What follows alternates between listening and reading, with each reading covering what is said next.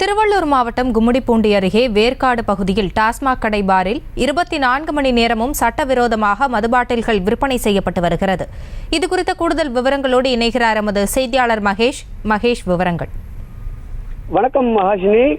திருவள்ளூர் மாவட்டம் கும்மிடிப்பூண்டி உட்கோட்ட காவல் எல்லைக்குட்பட்ட சிப்காட் காவல் நிலைய எல்லைப் பகுதியான வேர்க்காடு பகுதியில் செயல்பட்டு வரும் அரசு டாஸ்மாக் கடை எண் 8741 கடையையொட்டி சட்டவிரோத பார் செயல்பட்டு வருகிறது. இந்த பாரில் 24 மணி நேரமும் சட்டவிரோத மது பாட்டில்கள் நேரத்திற்கு ஏற்றவாறு கூடுதல் விலைக்கு விற்பனை செய்யப்பட்டு வருகிறது.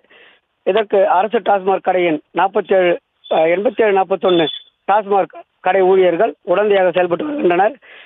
இந்த பாரானது திருவள்ளூர் மாவட்டத்திலேயே அதிக அளவில் சட்டவிரோதமாக மது பாட்டில்கள் விற்பனை செய்யப்படும் பாராக செயல்பட்டு வருவதாக கூறப்படுகிறது. இது குறித்து இல்லத்தரசிகளும் பொதுமக்களும் பலமுறை புகார் தெரிவிக்கப்பட்டதாக கூறப்படும் நிலையில் தேர்தல் விதிமுறைகளுக்கு அப்பாற்பட்டு செயல்பட்டு வருகிறது.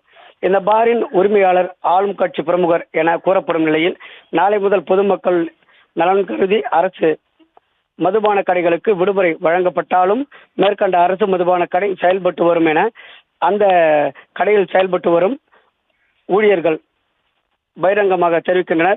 இது குறித்து சம்பந்தப்பட்ட காவல்துறை அதிகாரிகளும் கண்கட்டி பொம்மையாக செயல்பட்டு வருகின்றனர். செய்திகளை உடனுக்குடனும் துல்லியமாகவும் தெரிந்து கொள்ள சப்ஸ்கிரைப் பண்ணுங்க.